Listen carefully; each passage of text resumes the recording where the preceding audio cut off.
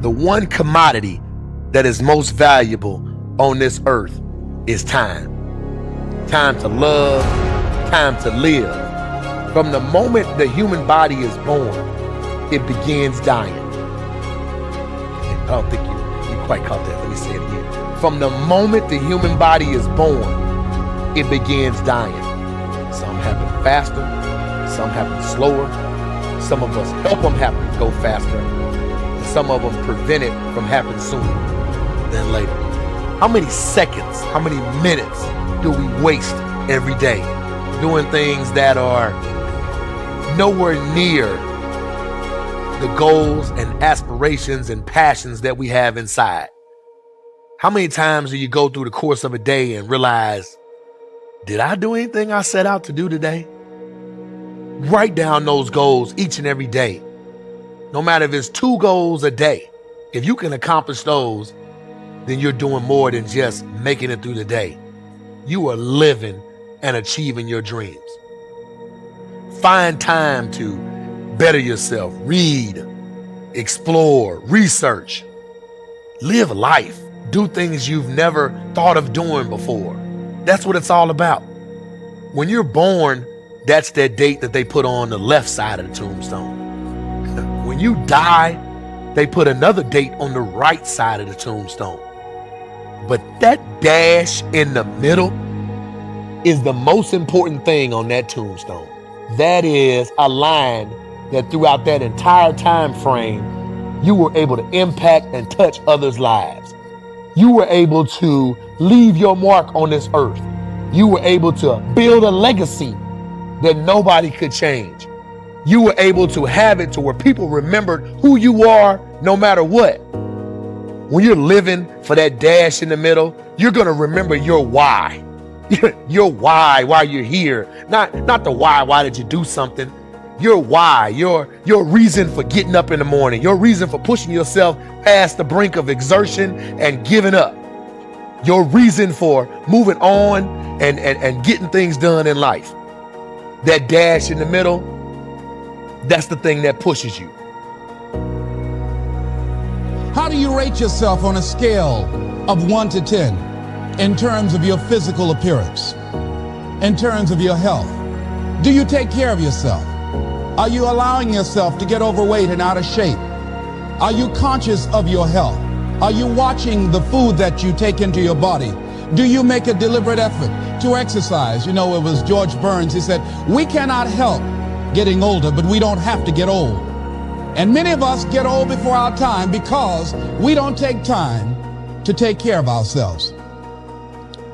Your environment is a very good indicator. On a scale of 1 to 10, is it what you want it to be? Do you find it desirable? Are you satisfied? The job or career that you're involved in. Someone said that 85% of the American public are unhappy with their jobs. Are you spending 8 hours a day just doing time? Doing something that you don't find challenging, that does not make you stretch mentally, that does not stimulate you, that does not inspire you. Something that you don't find a sense of fulfillment in it. If you're doing that day in and day out, it has to affect how you feel about yourself, your level of motivation. Your relationships. What kind of impact is it having on your life? Is it nourishing or is it a toxic relationship? Does it drain you or does it build you up? Ask yourself that.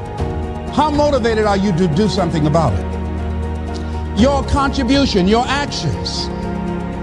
What are you giving? Many people will leave the universe without a trace. No one will know they were here. And in fact, under their name, we could put under there, not used up. Will anybody know that you came this way?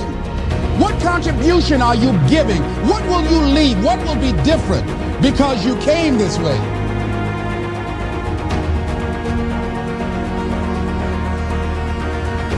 Just stop for a second. Write down your why. What are you doing this for in life? If your why doesn't make you cry, then that's not your why. Again, if your why doesn't make you cry, then that's not your why. Your why should be something so big that it moves your family tree. Your why should be something so big that it changes the whole outlook on how things are with you in your home, your family, your religion, your purpose. Think about your passion. Think about your opportunities. And that's how you find your purpose. OPP. When that why meets up with your passion, your opportunity, your purpose, then you'll find out. The most important day in your life is the day you remember why you were born.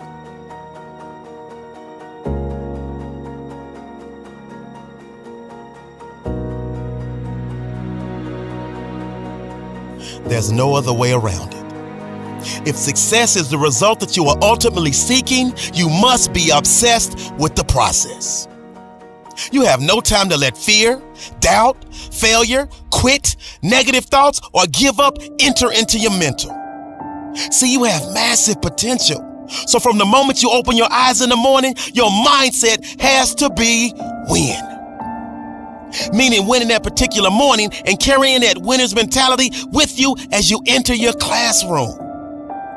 So what the person to the left of you is pessimistic. So what the person to the right of you is zoned out. You, yes you, can only be concerned with staying locked in because you refuse to let the aura of your classmates or classroom enter into your mental space.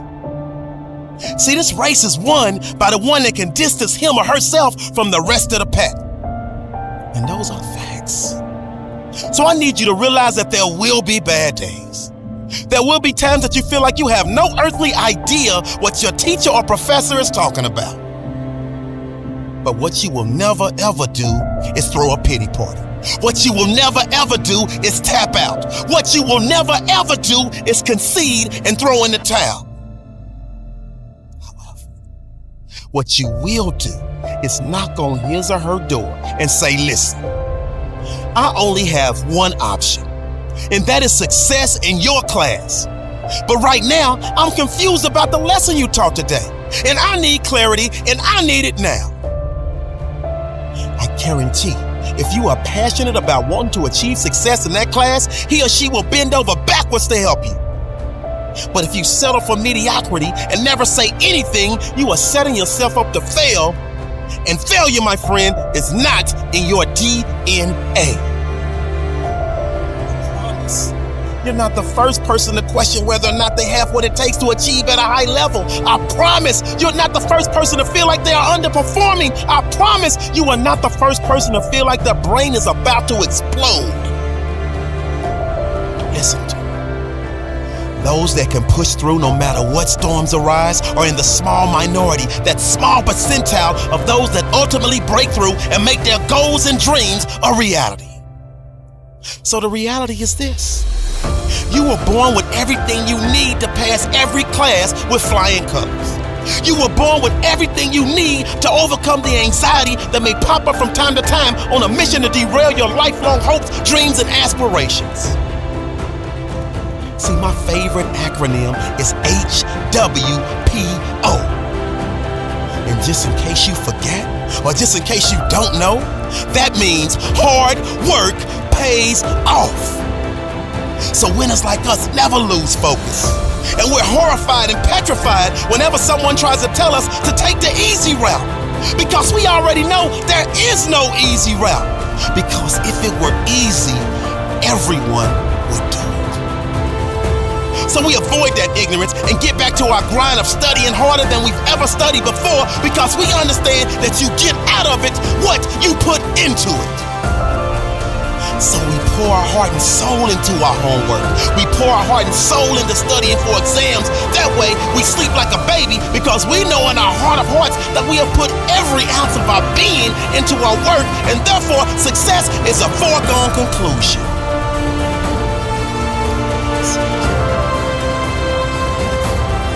After all of the hard work, after all of the studying, after all of the blood, sweat, and tears, you still fail.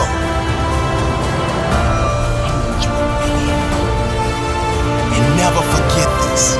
You never fail, you never lose, you only learn.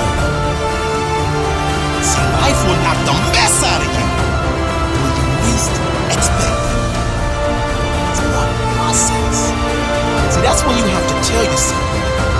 because of this setback, I'm stronger.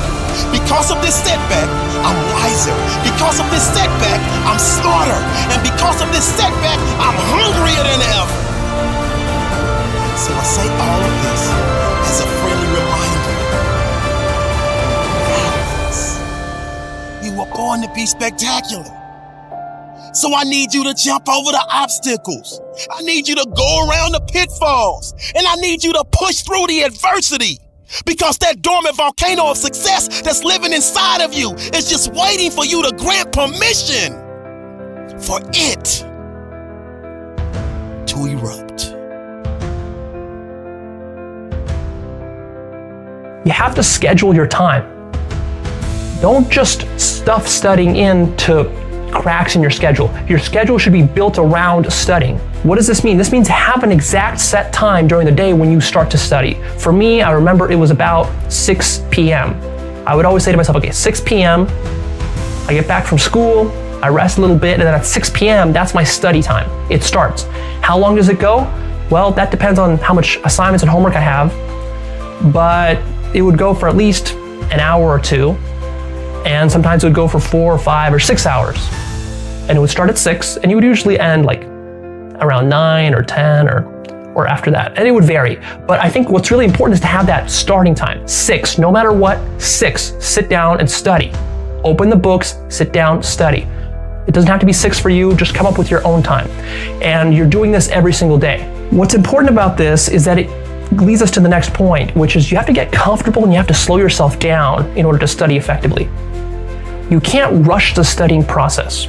And one of the secrets that I use is simply brute force, right? A lot of the issues as a student that I dealt with, the things that I couldn't understand, I just brute forced them through repetition. And this repetition can take time. Also, you have to be patient with yourself. Sometimes you're not gonna understand the problem right off the bat. So you just kind of repeat it, mull it over, and that means sometimes it takes you longer. So instead of finishing a quick little math assignment in an hour, it might take you 3 hours. But that's worth it if you calm yourself down, get comfortable, slow yourself down, kind of open yourself to absorbing this information. Right? This is where the love of it comes in. If you don't love it and what you're doing is you're just kind of rush studying through stuff just to learn it, like cramming for an exam, that's just horrible. That's horrible. Because all you're trying to do is you're like a dog jumping through hoops. That's basically what you are when you're doing that. Because you're saying to yourself, well, I gotta pass this exam in order to get into college, to get good grades so my parents like me. That's just hoops like a dog you're jumping through. Don't do that. Instead, what you think about is like this.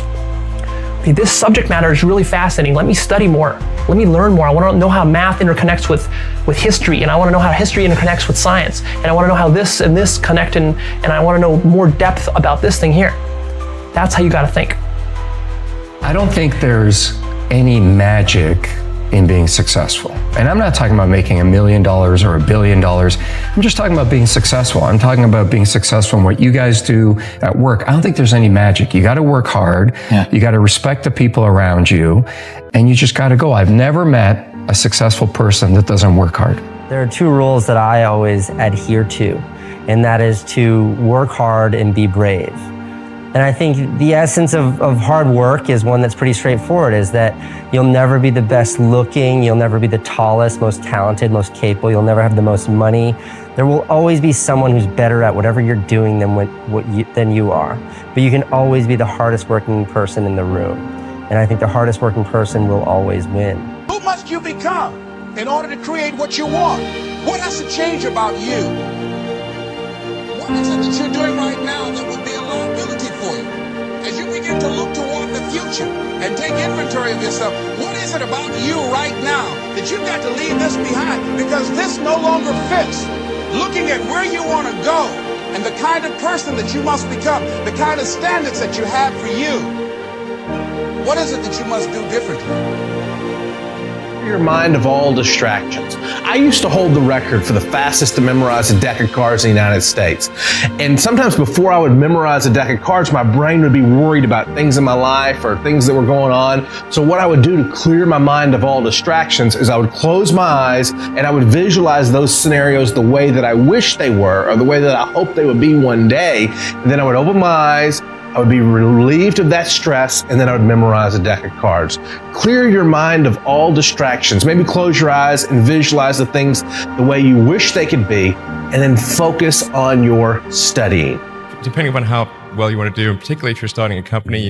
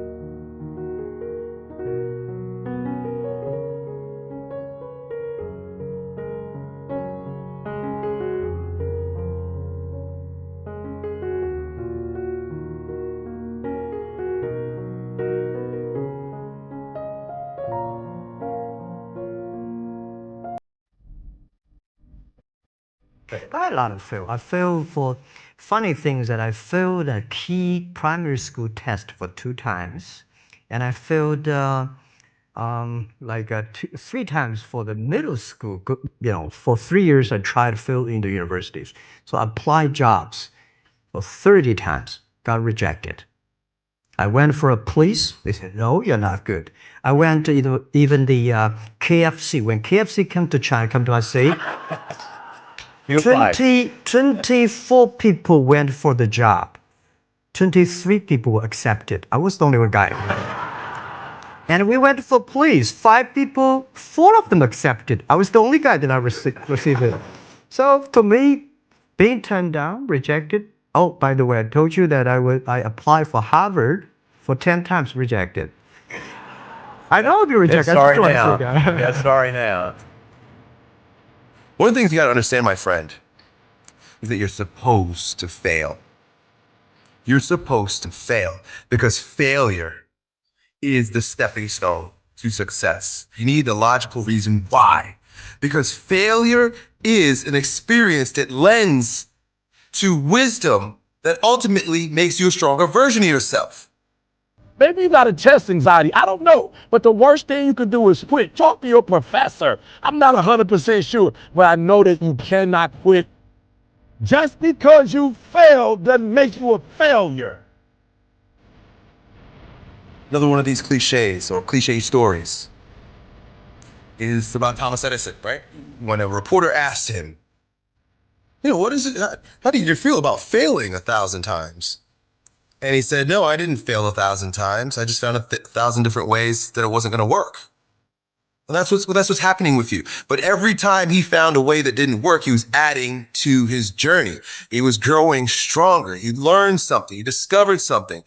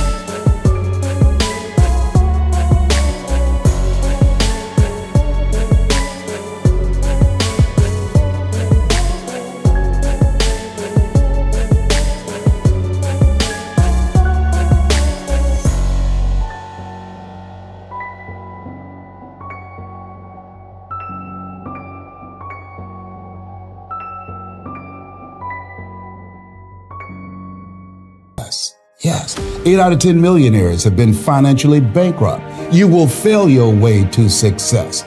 It doesn't matter how many times you fail. It doesn't matter how many times people tell you that you can't do it. It doesn't matter if you don't have a dime in the bank. You will fail your way to success.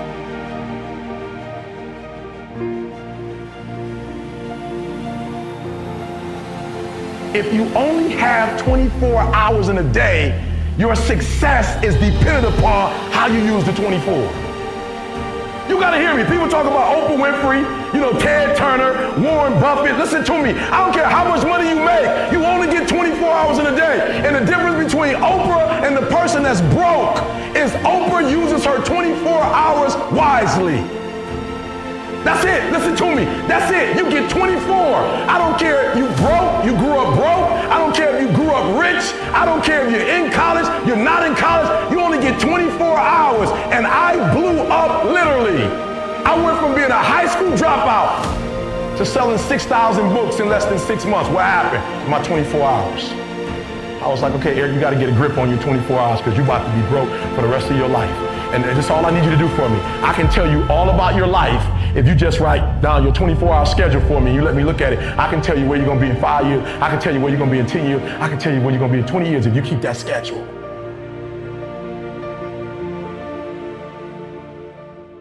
I had a teacher in 8th grade. 8th grade tell me I wasn't going to make it in high school. 8th grade, I had a teacher telling me that foolishness. And what did I do? I proved them right. I went to high school wilding out. 9th grade year, wild out so bad that school kicked me out. They was like, we can't even take this no more. Kick you out. Go to another school. I completely flunked that. Go to a 3rd school and finally begin to get my act together. I'm proving everybody who did not believe in me right, and the few people who did believe in me, I'm proving them wrong. Again, we dealing with it matters of the heart now. A lot of times we behave in the way we behave because we don't feel like we got worth or value. We don't really recognize the heritage of who we are and what we can do. So we just on that, I'm just gonna do whatever and get a couple laughs. But when you recognize how great you are, when you recognize that champion that's inside you, you'll say, you know what, I got more to give. There's more to life than this right here. I deserve better, you deserve better. And then you'll say, you know what I'm gonna do? I'm gonna prove everybody who didn't believe in me wrong. And the few people who do believe in me, I'm gonna prove them right. And when you do that, everything inside your life changes. I just start saying, before I make decisions, I just start saying, okay, is this gonna make my mama proud? Or all the people that's hating on me, is this gonna make them say, see, I told you.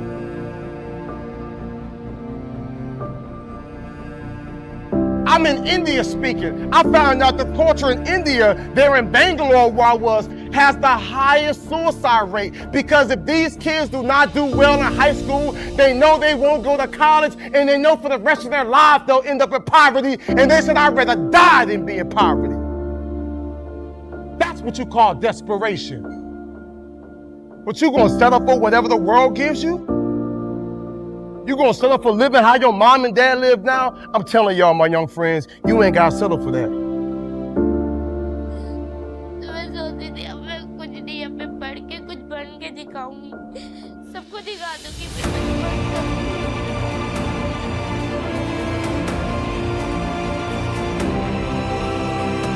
Most people think that the people that are at a very high level in society are cut from a different cloth. They think that they're literally a different breed than them, and that they can't get those things. So that's kind of interesting, right? And it's always kind of a shocker to have the myth of that person burst. But see, here's the thing. Although we're not cut from a different cloth, the fact that I mastered consistency is the difference. And most people will never do that. No one wants you to succeed, right? Only your mom. And even your mom doesn't want you to succeed because she's afraid you're not going to call her back. Your brain doesn't want you to be a big success. Your brain just wants to keep you alive. All your brain wants you to do is just pump out 1 or 2 kids so the DNA can continue on. That's it. Your brain will trick you. You are your own worst enemy. I know that if I fail to do that, that I am not instilling those habits that's gonna have a big picture, long-term goal. Dudes, talent is overrated, homie. There's no price too great for me. There's nothing too great. I would die for my dreams. You know what I'm saying? I'm willing to risk it. There's nothing too great. There's no amount that I'm not willing to go.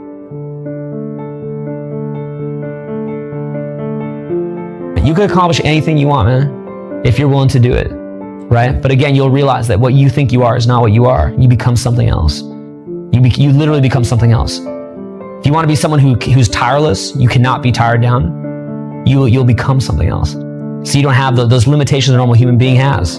You don't have that because you become something else. You become something that embodies certain things that you're trying to move forward.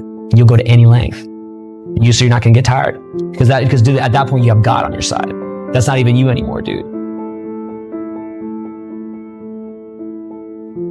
Big. It's like, you know how? What I do is I focus on maybe 1 or 2 or 3 things at a time, and then I just do it. And then I get that done, and then I do the next thing. And then I get that done, and then I do the next thing. No one's gonna put you on. You have to put yourself on. No one's gonna put you on. So you make that choice. You just do your small tasks and you do it. But see, no one wants to hear that. Success is about just quiet little actions, getting rid of anything that's unnecessary.